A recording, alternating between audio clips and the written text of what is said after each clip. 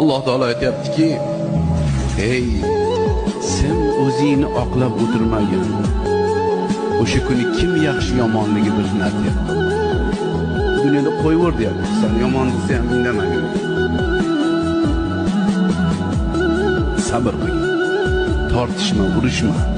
O'sha kunda bilinadi, sabr qilgin. Bular kim haq, kim nohaq, kim halol yegan, kim harom qilgan, kimning qalbida iymoni bor, kimnikida yo'q.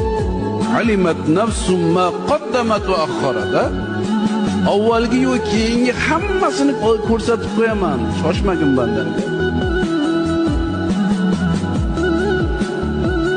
O'zini oqlaveradi. Oqlamang, Allohning oldida ertaga oqlashga harakat qiling o'zingiz.